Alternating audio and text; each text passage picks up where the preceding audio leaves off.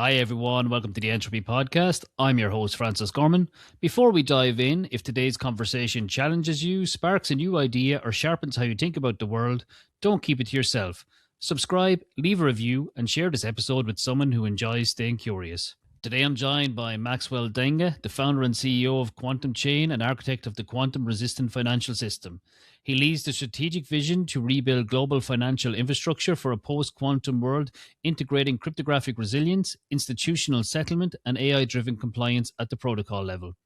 With a background spanning counter terror operations, investment banking, asset management, and over a decade in blockchain architecture, Maxwell brings a rare combination of sovereign grade security thinking and deep financial market expertise.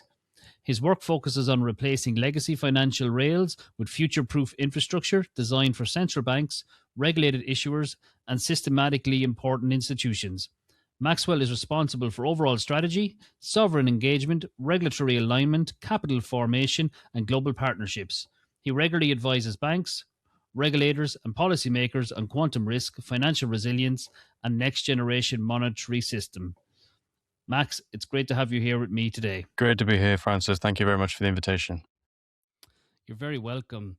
Maxwell, for people hearing your name for the first time, what problem bothered you enough that you decided to start Quantum Chain?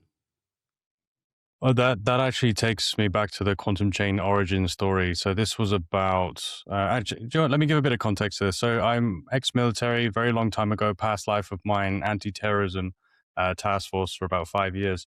I then moved into banking, fin crime compliance, then eventually investment banking, technology platforms for about 10 years. During that time, I discovered cryptocurrency like many of us did around 2012, 2013. Did pretty well investing over sort of 6-7 years. Got to a pretty happy place. I was in Zurich at the time. I'd been there for a couple of years. And I woke up one day and all of the money that I had made in my endeavors by trading and investing was gone. So that was around $4.5 million. So there was a bit of a state of disbelief when this happened. As I said, it's one of those moments you wake up, you check your wallet like every sort of crypto bro sort of does, and there are just zeros instead of the numbers you expect to see. So the wrong side of the figure. So that was a very startling moment for me and for my family. And I sort of had a choice at that point in time. I could have taken another 6 years. We could have foregone holidays again, all the niceties and luxuries of life, and cancelled bonuses and put that into investing again and tried to rebuild this pot one more time, knowing full well that the markets follow cycles and it might be increasingly more difficult. Or I can build a system that means nobody gets to feel that feeling that I've just felt, that terror and epic change. So that's what we decided to do. We decided to create a new blockchain system in which being hacked was not a possibility. At that point in time, and this was about 3.5 years ago, conveniently when the Russia-Ukraine war kicked off and hacks were quite prevalent, quantum computing really wasn't a thing at the time. It wasn't being talked about widely. It wasn't a narrative that was coming around. In fact, even back then, AI wasn't a huge thing. But the way that I was thinking about it in my situation at the time, it seemed important enough to consider in the build. So we did. We included proprietary quantum safe algorithms, figured out what a honey trap system would look like, and built it all into the chain natively. And once we did, 2 years on from that point, quantum was no longer a sort of 20 years away narrative. Suddenly it was 5 to 10, you know what I mean? So suddenly people were talking about it.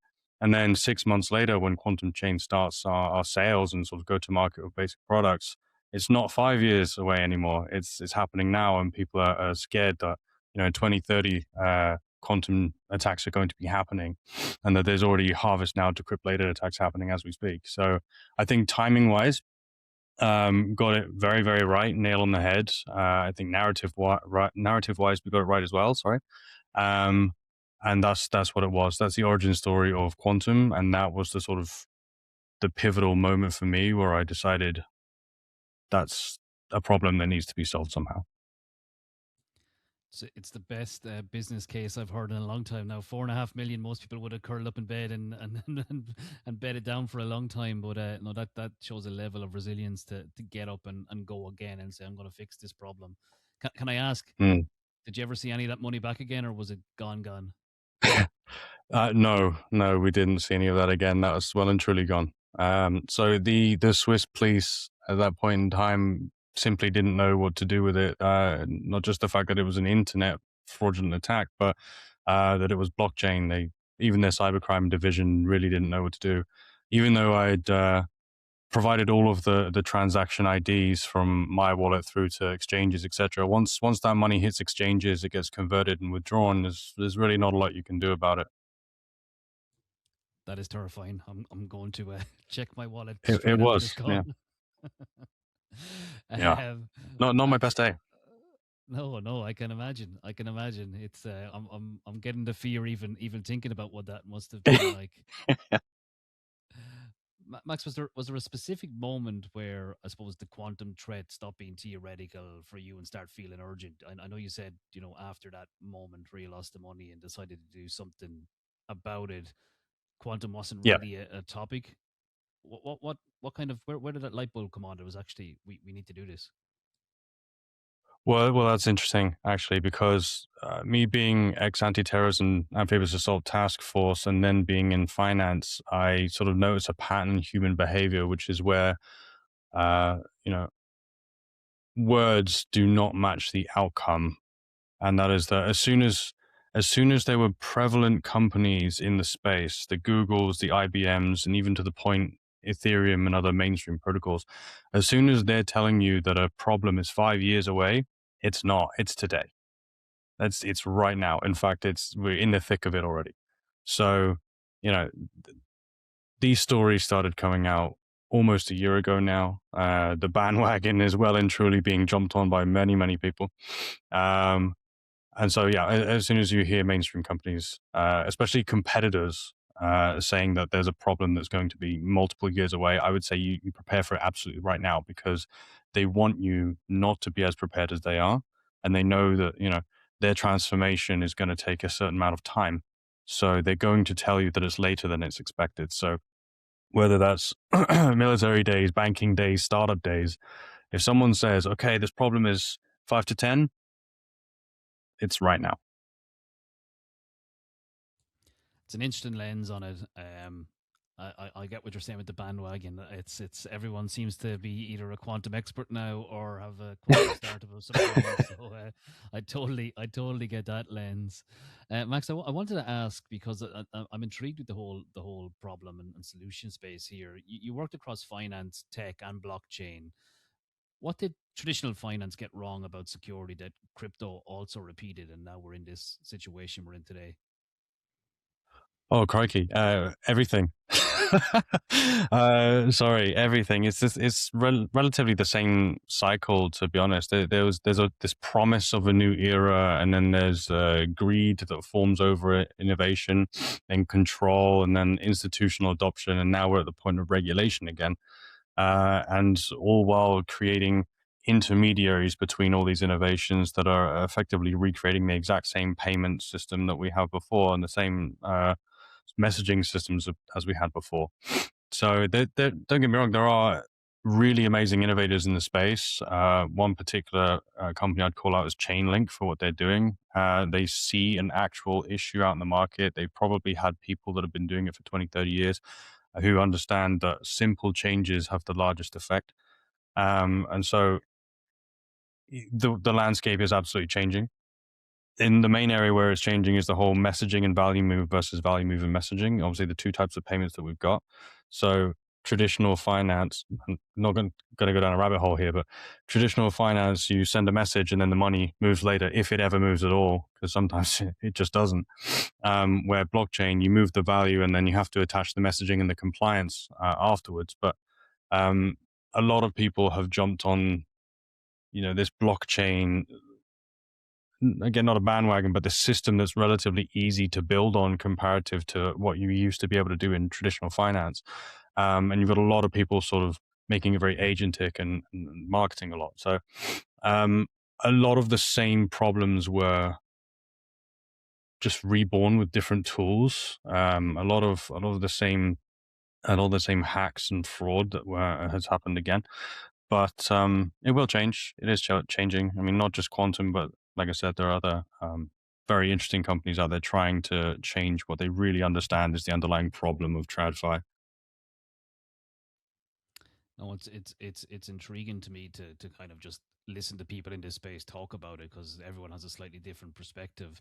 There is one thing that comes up over and over again, and it's kind of this idea of Q day. And if quantum computing hits faster than expected, what actually breaks first in global finance? Great question. So okay, so let's add some context to what that is.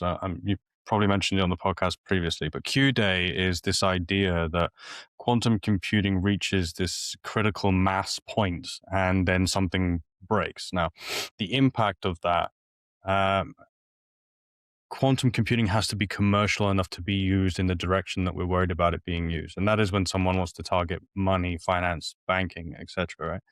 And a lot of people talk about blockchain and wallets being hacked, but really, that's not where we're keeping our money. Most people, dabble in crypto and then pull the money out and they're back to traditional banking. So the problem, the target, really is still RSA and ECC encryptions that are wrapping your traditional systems.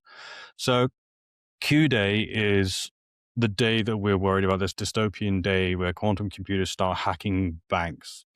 Now, there's an even more terrifying day than that, and that's when we have the combination of quantum computing and AI systems, which effectively adds a brain, adds an operating system to them, which makes the Q Day not just Q Day, it makes it Q infinite. That computer is going to carry on, retargeting and reattacking as much as it possibly can with absolutely no remorse or lack of energy. So it is quite a terrifying concept. But back to today, it's already breaking a little bit. I mean, it might not even be wholly attributed to quantum computing, but we do have what we call harvest now, decrypt later, or HNDL. And that is systems that are powerful enough to get past these RSA type securities and harvest personal data. So these systems are being stolen in packets, let's say, like in these packages that they can't yet break into. So they're being held in storage that they'll be broken into later in the hopes that you haven't changed passwords, you haven't changed address, you haven't, enforced your system a little more. So that's already going on. But when the power of computation grows even further, it's really a case of how many qubits are being used versus how many digits is protecting the thing that you don't want them to get hold of, right? Your money. So a really funny example of that. And it won't work this way, but just an example so people can understand. Your bank card has 16 digits on the front of it, right? And then another 4 for the date that it needs, and then 3 on the back. So that's not many digits for a quantum computer to try and change into the digits that it can use, right? So if it wants to make a payment on your behalf, all it needs is your name and those digits. So we're already kind of there. I believe IBM recently demonstrated a 131 logical qubit computer, I think. So that could do it. Whether that becomes commercial or not is a different story. But when it does, that's when you mix people and people's intentions with computation that can do these things. So, it's coming. Hopefully, we'll be prepared by the time that happens. I don't know. That is the hope, I suppose. Yeah. Once we figure it out, and I think the hope is one thing I want to pull on a bit now. Do you think the industry is underreacting to the quantum risk, or is it just overwhelmed by too many future threats? I think it's a bit of a mix. I think there is a bit of underreacting going on, and that's typically because large industry players usually innovate when there are money flows. And unfortunately, the AI has been the bubble right now that everybody's been chasing, and it will be for some time still. But the money flows around quantum computing and resistance, etc., are now starting to appear. So I think innovation will definitely start to pick up. But also, transformational change within banks can take a long, long time. I mean, it's not just a decision from on high. Then you've got budget decisions, governance. You've got executive committees have to be convened, projects around it. Then you have to hire people. It's a very, very long, long process. Not to mention the sort of market skill gap that we have at the moment. So even that hiring is going to take a long time finding very specific people, and that's if you get it right in the first place. So I think that's going to be a bit of a struggle, possibly one that means there will be some institutions that end up falling prey to this Q day that we describe. Maybe not in the exact way we describe it, but definitely at some point, because they simply took too long, or perhaps even chose a solution that wasn't fit for purpose. But it's a mixture, yeah. But there is an underreaction for sure. And I think that chose a solution that wasn't fit for purpose is a real possibility at the moment. Looking at vendor land, there's lots of people selling what I would call man in the middle attacks that are claiming to be quantum resistant. So yeah, let's see how that works out. Mm. One thing, Max, I want to talk about is what's the biggest misconception people have when they hear quantum resistant blockchain? Oof. Okay. The biggest misconception, and that is that everybody has the right intention, because that is not true. Not at all. We've already said there's a bandwagon around this. It's a trend. It's a theme. I mean, it's a mega trend even after AI that's coming. That is quantum. So I see a lot of companies who were formed very, very recently, claiming to be able to sell quantum safe solutions and migrations and governance. And they want to put someone on your C-suite that can advise on this, even call it a chief quantum officer. I've seen. So there's a business around this that a lot of people are following before wanting to actually make a huge difference, make a proper difference. Or sometimes even delusionally, they think they are. But there are two sides to this coin. One is the blockchain side, which is obviously a vehicle, and then you've got the non-blockchain side, which obviously still needs quantum resistance. I mean, we're talking about communications, we're talking about networks, your internet. If there is a quantum attack on HTTPS certification, then your internet is going down, and there's so much that can be done about it. So there is a lot that needs to be done here. A lot of consultants that do need to take this this knowledge to the market to convince, not just banks but telco, pharma, everybody, that we have to make this migration. But one thing that really bugs me is that cannot be done with open source software or standardized software, not something that's publicly available. And the simple fact is, blockchains cannot be retrofitted. So you can't take an encryption that everybody has access to, including a hacker or an AI system, and then retrofit that into a public chain that's been around for 10, 12 years, that's already harshly coded, and then call it quantum safe. It doesn't work like that. Okay, it might be quantum safe enough for that day, and then that day onwards for a little while, but it wasn't yesterday. And blockchains being immutable means that data stays forever. It doesn't change. Previous blocks are vulnerable. So unless you create a blockchain from day one, natively quantum safe, it never really will be. And then if you use open source software to do it, again, that hacker, likely using AI at this point, whether it's 12 months away, whatever it is, will take that exact same encryption that you have to advertise on your website or that you claim to use, and they will reverse engineer it and go to town. So the misconception is that the mainstream protocols and the mainstream users now are going to help. I don't think they will. They'll claim it. Absolutely, they'll claim it because they want to stay alive. But there'll be very interesting developments over the next year. There'll be forks on fake upgrades, blah, blah, blah. It's definitely interesting. I think I'm going to watch this space very closely because, as you said, previous blocks are immutable, and therefore, if there's a vulnerability baked in, it remains. which is fascinating. I had Ethan Barnes on the podcast a couple of months back, and he was talking about Mm. Bitcoin when it started off, and still having to expose its public key when it's doing a transaction, and therefore opening a small window of vulnerability at different points. So I think when you start to break this down at a technical level, there is definitely certain things we should be worried about when it comes to blockchain technologies, Yeah. um, which is definitely kind of fascinating when you pull it apart. With that in mind, what does quantum chain do differently to make sure that you have that quantum resistant blockchain from day one? Well, that's really the key. And I've just mentioned how standards is a bit of a swear word when it comes to quantum computing because ultimately it's somewhat like war.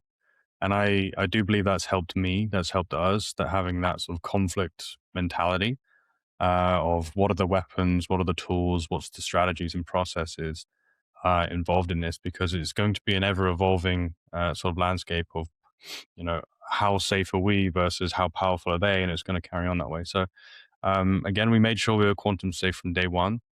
Every layer of what quantum chain is wrapped. There is a backup system, you know, just in case something goes wrong in the future. I highly doubt it will. It's built that it doesn't work that way, but it's there regardless. Um, and we also embedded things like compliance, AI-driven compliance at the protocol level, which means that, you know, worst case scenario, I mean, in this imaginary world where a quantum chain gets hacked, again, it won't, but let's say it does, the user still has to prove themselves human. Not only human, but you know, a customer of the client using the chain. So it creates complexity in ways that even an AI system would find extremely difficult to do anything with.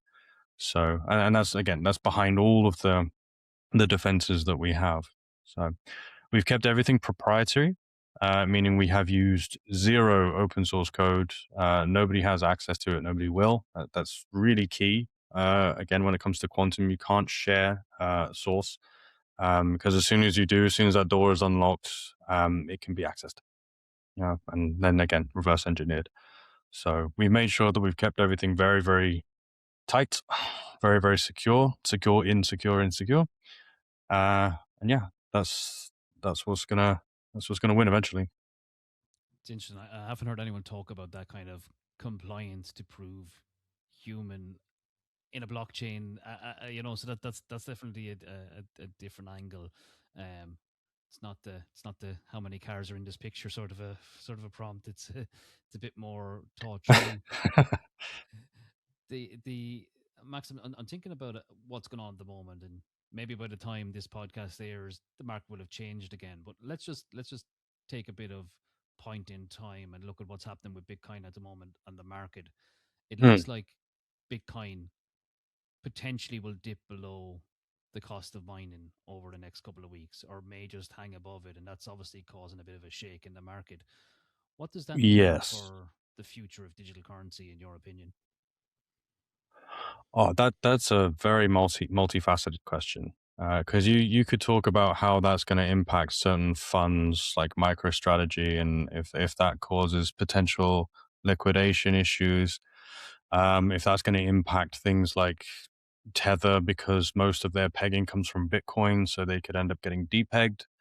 Um, but to be honest, in the light of this conversation, I don't just worry for the state of crypto. I'm very worried. I'm worried deeply for all assets, you know, crypto and otherwise, because you know, people's pensions. That, believe it or not, keeps me up at night sometimes because, and it's something I want to, or we at Quantum Chain want to recreate when we get to the product layer. You know, any asset that is due to survive, let's just say 5 years, when we believe this Q day will happen, you know, up until that point. How can that product not be quantum safe? You know, life insurance, mortgages, anything like that that's supposed to last. So I worry about that a lot more than I worry about the state of Bitcoin. Now, I respect what Bitcoin was when it came around. I respect the, you know, the idea, the concept of what it was going to achieve. Um, I love what it's done for the industry, for sure. I've never owned a Bitcoin. It's never been, you know, something I particularly trusted or wanted to make money from. But it doesn't. It's not my priority at the moment. For me, my priority is getting to the central banks, getting to nations, getting to regulators, regional banks, institutions, and helping them understand that tokenizing assets, is the way forward. Of course, it is. And getting payments on chain, but doing it on a protocol that's going to let them and let people's money, people's investments, the houses, etc., survive. Um, that's what I'm worried about. Thanks for that, Max. It is, yeah, when you bring it back to the human level, it always is more profound. Um, I'm sure you've been speaking to regulators in this space. How did they react when you bring up quantum threats? Curiosity, skepticism, or concern? What's the reaction that's coming out of those conversations? Um, okay, there's two sides to that really. One is that they're slowly becoming aware of what quantum is, but the problem there is they're only just aware now of what blockchain is. So they've just sort of come over the hump on that one, and now we're throwing stable coins at them, and then that changes payments, that changes a lot of policy, that changes cross border everything, and then we're throwing quantum on top. So there's a lot of education that has to go on. And I hate to say this, I'm kind of glad in a strange way that quantum is a buzzword, if that makes sense, because obviously with what we create, we're taking a lot of assets that exist and then we're slapping the word quantum on it because obviously for it to be quantum safe or do what it does, we get to do that. And luckily that piques interest. So that helps us with the education piece because a lot of people do go, oh, okay, that sounds like something we should be listening to. We should read about, we should figure out, and then maybe it's part of what comes next. Um, the other side of it is how easily is it how easy is it to be adopted? Again, these people have just figured out how to adopt blockchain. It's going to be a multi-year journey between still using traditional systems, understanding the blockchain piece, moving wallet share over, and eventually the volume of these payments overtakes traditional, et cetera, et cetera. That's going to take time. But then to say, okay, we've had mainstream protocols pushed upon us by certain corners of the globe. I'm not going to say it out loud. And we've been told to use them. So that's what we're doing. So for someone else to come along, even if it's a solution that we desperately need, they're a little bit hesitant to readopt, to go forward to another protocol again. Unfortunately, there's no other way to do it. We can't just wrap someone else's chain. We have to go, sorry guys, look, it's only safe if you do this on quantum. So that's difficult. Despite a lot of regulators understanding what we're trying to do, they understand the mission. They, by all accounts, respect it because they know it has to happen eventually. And luckily, a lot of the regulators are being told that quantum is going to become, part of policy, part of cyber resilience policy changes soon, and part of grants and funds and things that need backing by states. So, and the WEF actually, we were there recently in January in Davos. The narrative very much covered not just blockchain and stablecoins, but it very much covered quantum as well. So, the people at the very top, even the ones that we don't get to talk to, they are talking about this. So there is a bit of a sandwich effect with regulators in the middle. So it is being considered well, but it's going to be slow. It's going to be very slow. We can innovate as fast as we can, but the adoption rate takes a little time. I'm listening to you and I'm thinking what's been harder, building the technology or convincing people the problem is real. Okay, my CTO is going to hate me for saying this, honestly, because obviously he built the system itself. But for me, it's convincing people, 100%. The building, sure, might have taken 2 years, and then we build things on top that takes, however long in modulated steps. But the convincing has already taken that time and then some, because we started talking about this 2 years ago, 2.5 years ago. But even back when it was, people thought it was laughable, like it was never going to be something considered for the future. Like I was talking about a Terminator 2 style scenario. So yeah, convincing people for me has definitely been harder. I think the two of us are on the same page on this one. Convincing people is the hardest part, to take action or to buy into the idea.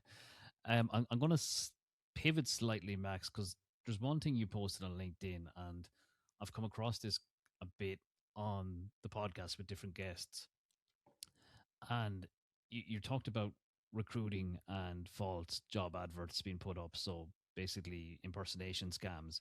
How bad is that problem in the space right now, especially for companies like yourself who are looking for a very specific talent set, but it's also a Yeah. very sexy space for people to want to get into.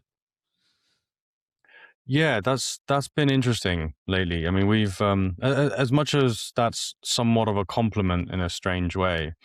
There have been people out there using our name and using our brand to commit recruitment scams. Now, I partly baffles me why. I mean, I can only imagine because we're in this space, this blockchain space, etc. That people assume uptick is high, that assets are being bought, and that wallets can be, you can convince people to share wallet keys, etc. I mean, obviously, don't do that.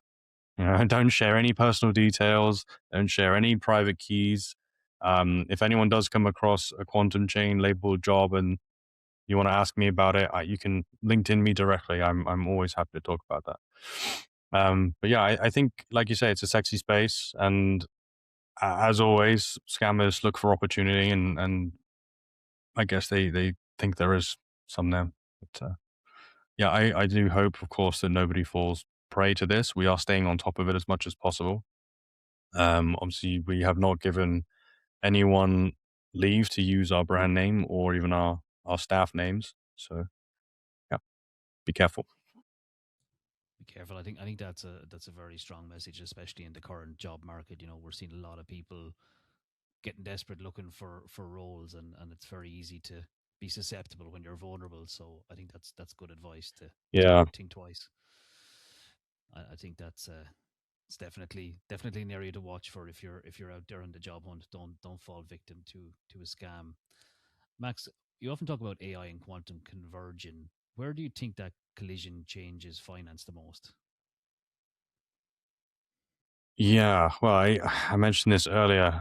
If quantum computing is the body, then AI will be the brain. And they're both advancing at such speeds that eventually, you know, the convergence is unavoidable.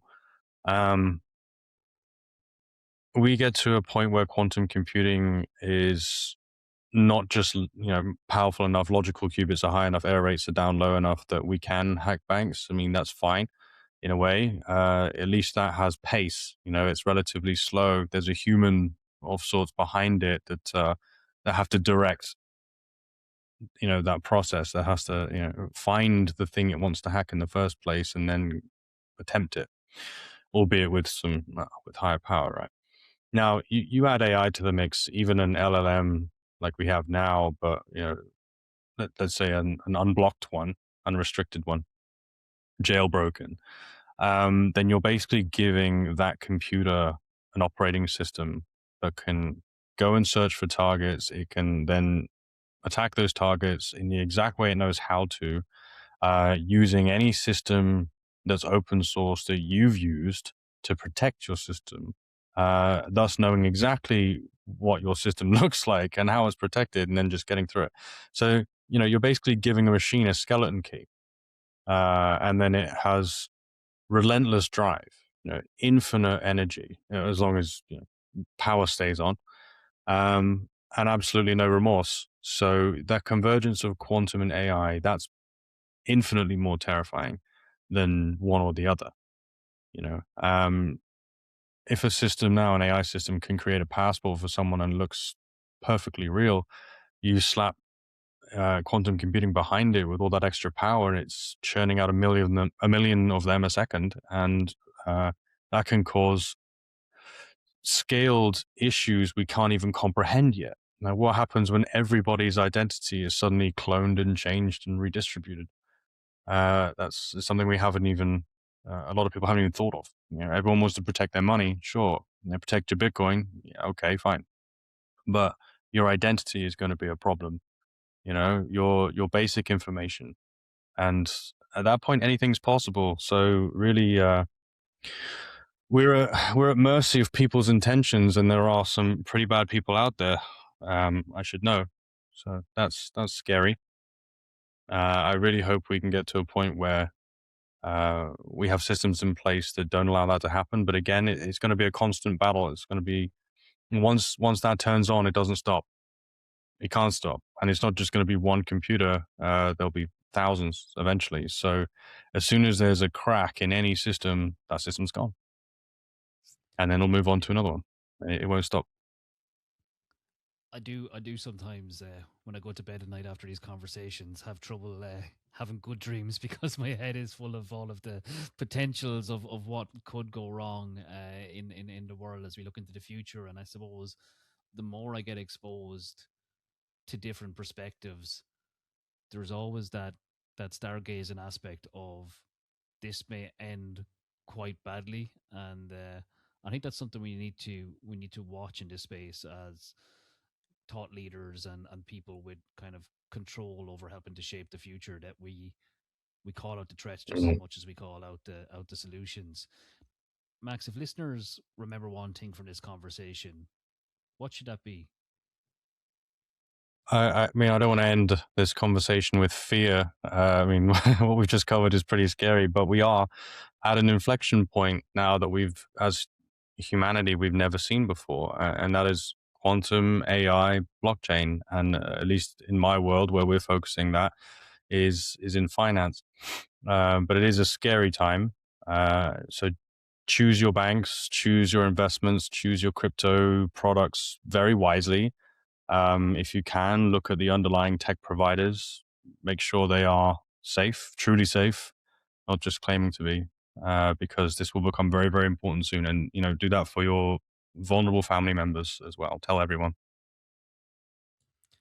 Great advice, Max. Look, it was a real pleasure having you on. I think the episode is full of nuggets to listen back on, and pieces to do further research upon and all of that good stuff. So I really did enjoy the conversation and having you on. So thanks for taking the time out to speak with me today. No, so did I, Francis. Thank you again for the invitation. It's been great being here. If you want to see me on here again, just let me know.